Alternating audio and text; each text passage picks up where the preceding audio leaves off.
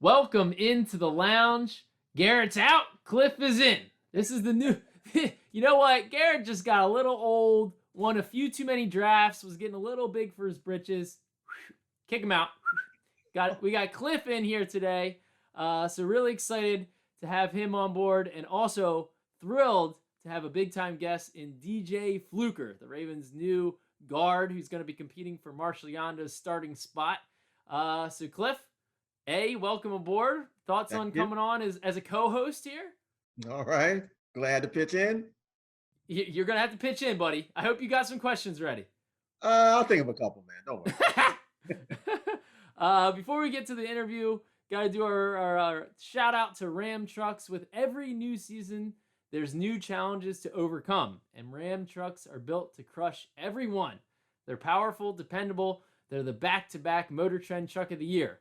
But beneath their hardened exterior, Ram 1500 offers a standard of comfort with rear legroom designed for a comfortable lead. And the available rear auto-leveling air suspension found in Ram 3500 is beyond smooth. For great deals, go to ram.com today. Big cash allowances and exceptional lease officers are waiting. Ram Trucks, the back-to-back Motor Trend Truck of the Year. There you go, Cliff. All right, with no further ado, we'll get into our interview with DJ Fluker. Well, we are so thrilled to be joined by DJ Fluker, the newest Raven. And DJ, I got to start with this. Your social media handle is DJ Fluker The Warrior. And I'm pretty sure it's always a good thing to sign a Warrior. So can you explain where that came from? How long you've been The Warrior? Think I've been there since I want to say 2010, 2011. Or I want to take that back. I want to say 13. Yeah, that's when I changed it. 2013. Okay. Yeah. I feel like looking at you, it's just like you literally you're just a big, like, if I'm gonna go into a battle against a bunch of warriors, I'm not picking you to go against. you actually want me like on your side. Hopefully you would. Well, now we do. Now we have you on our side. Can you just talk a little bit about what led you to wanting to sign with the Ravens? Honestly, it came out of the blue. I found I got released in less than about 4 hours. they called, and for me that was kind of easy because being able to go to Baltimore and go play for a championship too. I watched last year film and stuff like that. They're right there, So it was an easy decision, coming from the program I just came from the Seahawks, and then coming to a program with Baltimore having Lamar as a quarterback, it makes things a lot more similar, So it wasn't too much of a quick change, Same kind of concept of plays. I was like, this right here, I can thrive in this run game too, because Baltimore runs the ball. That's music to your ears. Is the way the Ravens run the ball? Oh yeah, they run first. Shoot, maybe throw a pass later. Shoot, but I like it because they have a big physical like offensive line. That's what it's about having guys that want to be physical, want to play to the snap and everything like that. So I think to me that I fit great in the offense. DJ, I see you looking good in your Ravens gear there. I see you. I've heard you're still out in Seattle. This has been obviously a really unusual offseason for all players with the COVID thing. Are you training out in Seattle, and have you been spending your time for the last couple of weeks since you have signed with the Ravens? What have you been doing? I've been training about 7 days a week so far. Just training every single day. I've been training since the season ended. I took like a week off, and I'm right back to training. I've been trying to stay social distancing, as we say, social distancing, of course. But people still like to come up to me and take pictures with me. One of my out in public with my mask on, so it's been a little bit hectic, a little bit. But I've been really like trying checking my family. You know, I lost one of my coaches that coached my high school uh, about last month. So it's been real. You know, trying to keep everybody safe, make sure my family's good, make sure they're in the right headspace.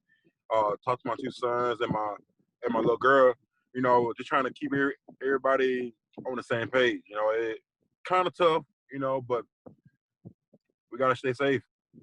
So how does the moving process, like when you sign with a team in the middle of a pandemic and you're on the West Coast, like when do you even how do you plan coming to Baltimore? I think as of right now, I've been packing for the last like couple days, couple weeks actually, packing everything up.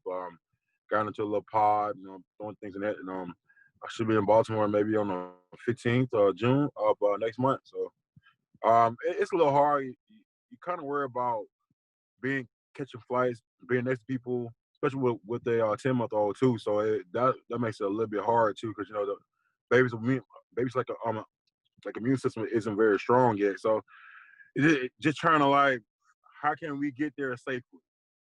You know, I think that's the most stressful part for me and my family.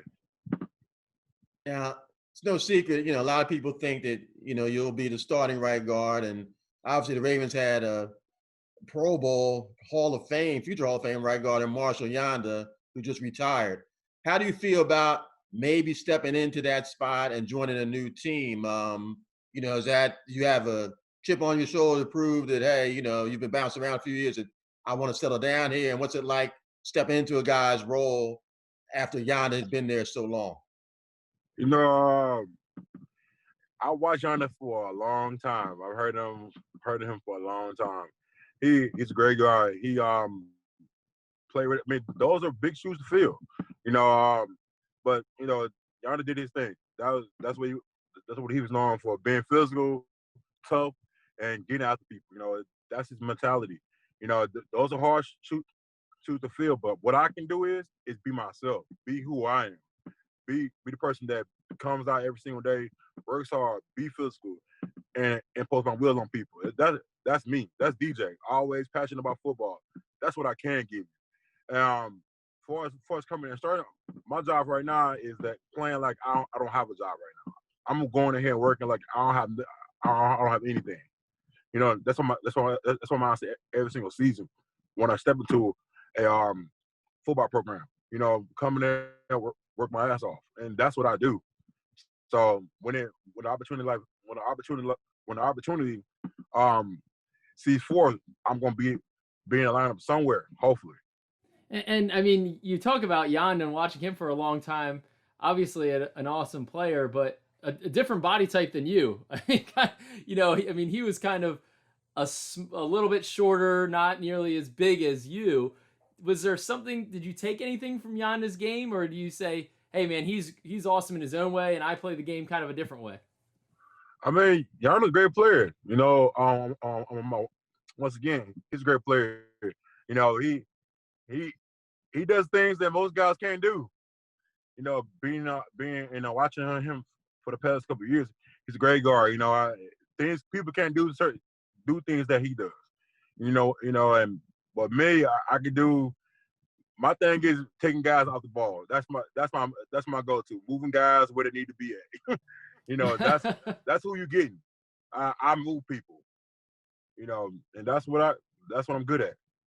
Well, that's a good thing to have on in an offensive lineman. We could use some of that. DJ, you won three national titles at Alabama, and haven't been able to be on a Super Bowl winner in the NFL. How big is that on your bucket list to try and win a Super Bowl, and how much did it play in the Ravens being a contender as being the type of team you wanted to join?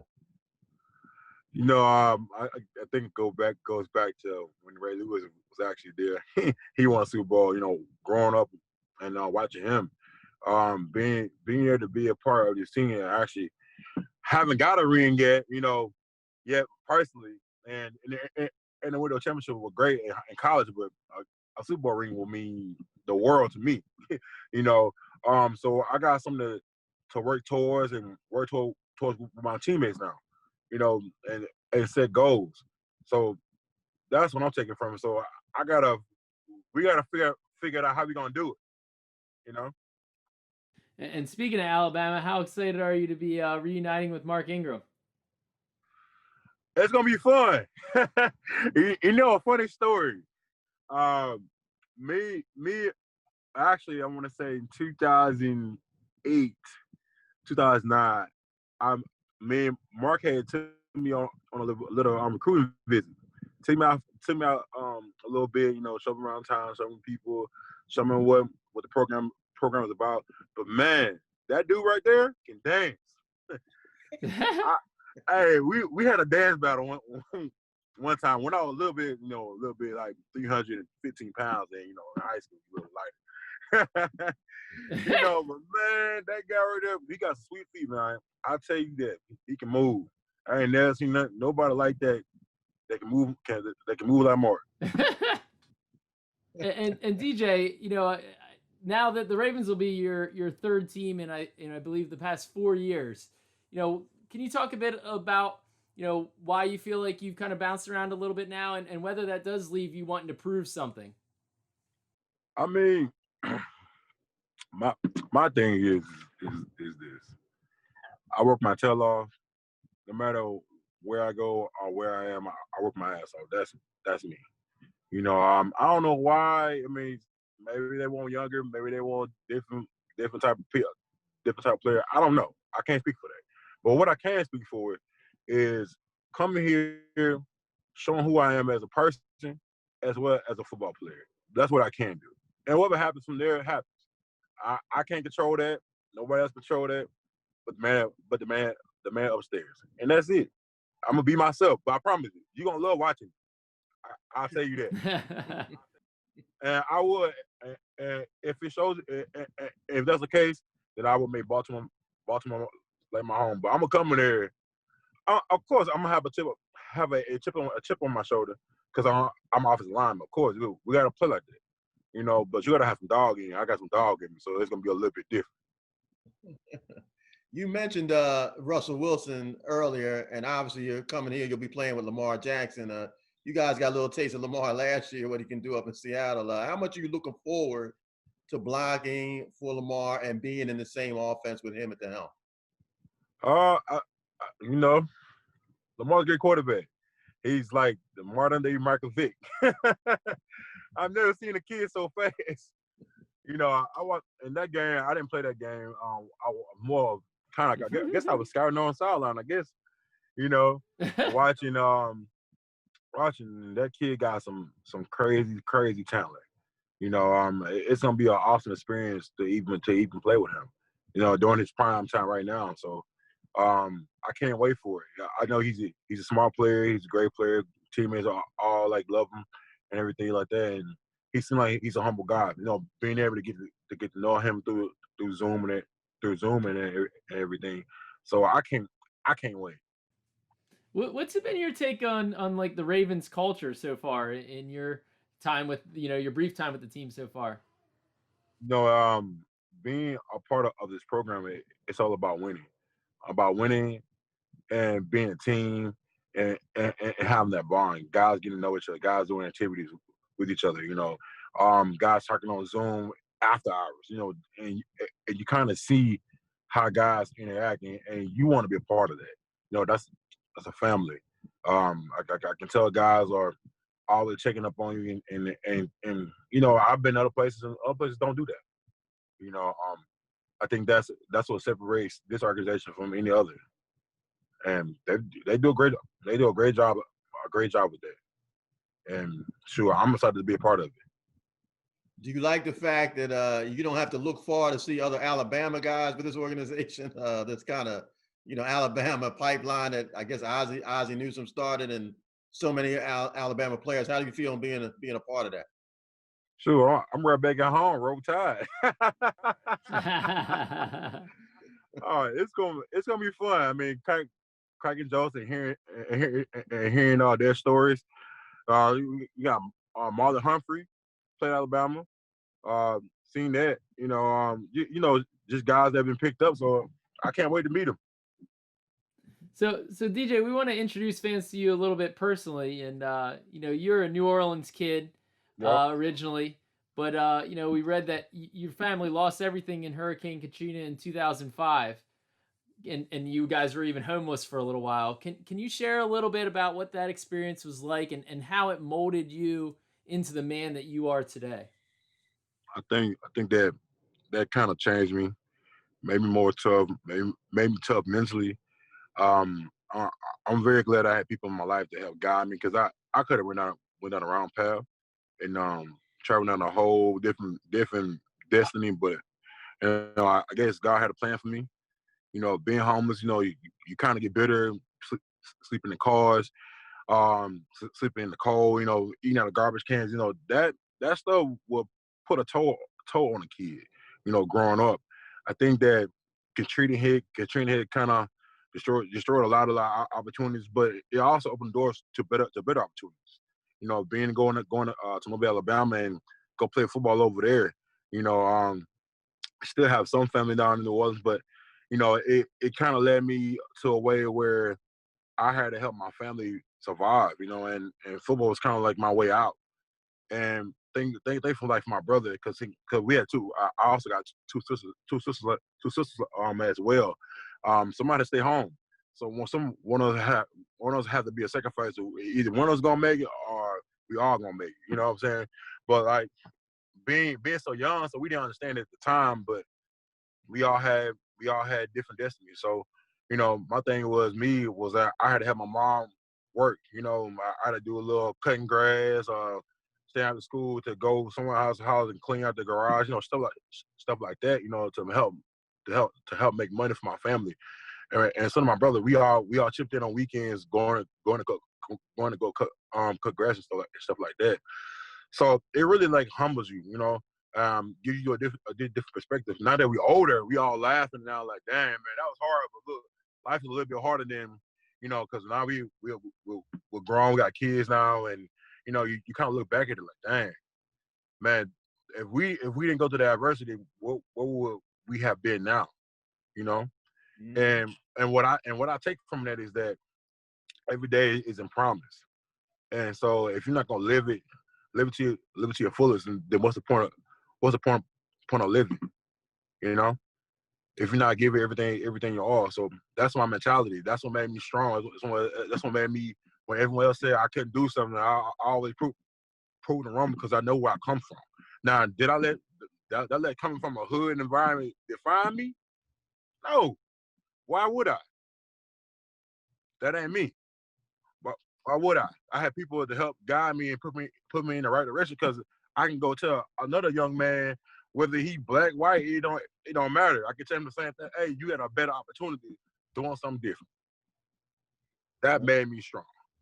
Now, didn't you almost quit football at one point? I know you were working a lot, had jobs. You almost quit in the 11th grade. Can you tell us about that? Yeah. Actually, yeah. Um. Yeah, I did. I came from when I left Biloxi High School in 2007. End of the year, my mom had lost a job and everything, and we got right back on the street again. It kind of sucks. I also got hurt that year too. I ended up tearing my shoulder that year too. So, a lot of things going on. You can't really say too much, but a lot of things were kind of going on during that time. But I did kind of quit on football. I was like, I can go make a ton more money going to a job working than me playing football because football is not paying my bills right now. During high school, and during the time we were homeless during a period of time. I ended up going to Foley High School. That's where I met my coach Todd Watson, and I also met Julio Jones that same year. Um, and he asked me, "Hey, do you play football?" And I was like, "No." I was like, "I don't play football." I was walking around. No, I was a big kid walking around school. No one really knew who I was. Like being on school campus and everything, and I didn't want to play no more. I just told them I don't have a love for it no more. I got things to do. I got to make sure my mom and my sisters like they all eat and we all working together. That's what it came down to. But eventually, as life kind of hits you, you gotta do what you gotta do. So they end up making me play, kind of making me play, and I'm kind of glad I did. I'm glad I did. Got back into it, start playing again, and I think that opened up more doors for me. I thank my coach for taking the opportunity to actually encourage me to go back and play, because I am going to college. I had every college in the country coming for me. I was the number one prospect in football. I didn't even know, because I didn't. I'm dead serious. I didn't know I was a 5-star prospect, and I didn't understand what none of that crap meant. I promise you, because when you come from in a lower poverty, you don't have internet, you don't have all those resources, you don't have stuff. I had a flip phone, so what I'm gonna Google? You know what I'm saying? On a flip phone, you can't. So I didn't know nothing about. Unless I was at school, but even then, half the time I was at work, so it didn't really faze me that much. Well, okay, 5-star, okay, whatever, But not knowing how big it actually was, football wise, in Alabama, like how big on the biggest scale of football that it was, I didn't get it till later on. And so I'm thankful. I'm happy that people took a chance on me and actually helped me get where I'm at today. And I read that you originally wanted to play defensive line. You're a little salty about having to play offensive line. Oh man, I hate the offensive line. Trust me, I hate the offensive lineman. I hate it. I hated everything about it. But then I ended up playing it. But the best thing my coach told me, he was like, "Dude, you want to make a lot of money one day?" And I was like, "Yeah, well, you need to go play left tackle." I was like, "What?" I was like, "What? Offensive line? I won't play that." But I did. You know what I'm saying? So, but the best part about it is that I kept my mentality, that dealer mentality. So it made me still like pissed off. Either I'm blocking somebody or taking them downfield, or taking them out back. Somebody got to do it. So that's me. Now, we had Pat Ricard. Pat Ricard's a two-way player. He's a defensive lineman and fullback. So maybe, DJ, you can talk the coaches into it, give you a few reps of D-tackle. Oh, man, nah, them days over. That fast twitch muscle gone right now. Shoot. Now, your name is what? Danny Lee Jesus? Have you always gone by DJ? Who gave you that handle? How'd you end up being DJ Fluker? Oh, well, my name is Jesus. I ain't Jesus because I can't speak Spanish. Okay. My mom gave me that name. My mom had a child before me. But she had miscarriage during that time. And my mama told me as I got older, she said, if I ever had a kid, my first kid, and she praying to God about it, she said, I would name him Jesus. And so here I am. she named Jesus. She didn't give it to my middle name. So she named me that, and honestly, it's been a very special journey. I'm with that. So yeah, my mom gave it to me. She was happy. I was a 13-pound baby. Whoa. Came in the world with a blonde mustache, big feet, hands, and everything, ready to walk. That's amazing. 13 pounds. God bless your mother. Holy cow. Were you always like the biggest kid like your whole life? Like were you just always the biggest person in your life? Was I want to say yes and no. There was a girl bigger than me in high school, and she was taller than me. She wasn't bigger than me. She was more taller than me. Have I always been the tallest? No. It's a it was a girl taller than me. Well, have I been the biggest dude? Nah. When I go home to Louisiana now, I'm not the biggest dude.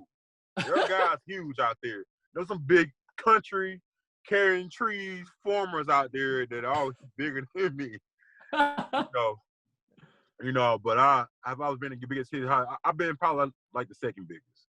I was the first biggest my senior year, but other than that, there ain't too many guys bigger than me. Are massive, or should I say? This is true. By 8th grade, you were almost 400 in 8th grade. Is that true?